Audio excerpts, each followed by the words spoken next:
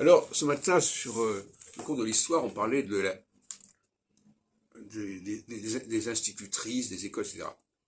Il se trouve que ma grand-mère maternelle était institutrice, et je crois que ma grand-mère paternelle, qui est morte au début du XXe siècle, en fait, était également passée par là. Alors, ce qui est intéressant dans le débat que j'ai entendu ce matin, c'est que, d'abord, premièrement, je suis en face d'une école. Il y a école des garçons et école des filles. Alors peut-être que ça n'a plus de valeur, mais moi j'ai été élevé dans un lycée masculin, le lycée Pasteur à Neuilly, alors que ma sœur est entrée au lycée Honoré de Balzac, qui est un lycée mixte, peu de temps après en fait. Et c'est important de distinguer, on a distingué pendant très longtemps l'enseignement des garçons et l'enseignement des filles. Et puis à un moment donné, ça n'est plus respecté.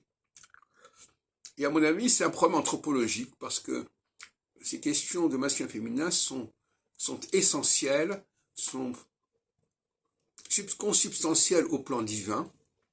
Et donc, nier la distinction, c'est remettre en question le plan divin. C'est ce que j'ai appelé tout à l'heure un comportement séditieux. Le fait de ne pas vouloir séparer. Alors, la notion de séparation est intéressante. Séparer, ça ne veut pas dire que les gens ne doivent pas vivre dans un même ensemble, mais ils doivent aussi passer beaucoup de temps à être entre eux. Il ne faut pas constamment que les hommes et les femmes soient les uns sur les autres. Et d'ailleurs, c'est bien connu.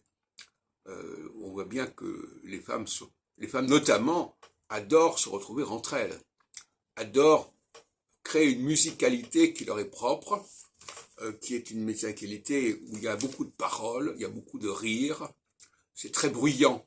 La musicalité féminine est très bruyante. La musicalité masculine est beaucoup plus sobre, comme dans le domaine de l'habillement d'ailleurs. C'est intéressant parce que j'ai déjà parlé à propos du topic sensoriel, que le ça féminin, il est dans une espèce de laisser aller de la parole et de la vue vestimentaire, de la parole, etc. Alors que le ça masculin, il est dans d'autres domaines, du toucher, notamment, ce problème du toucher qui est aujourd'hui tellement sur la sellette, où l'on fait un procès aux hommes qui ont osé toucher les femmes, etc. Donc, il y a là un débat qui n'a pas fini d'exister.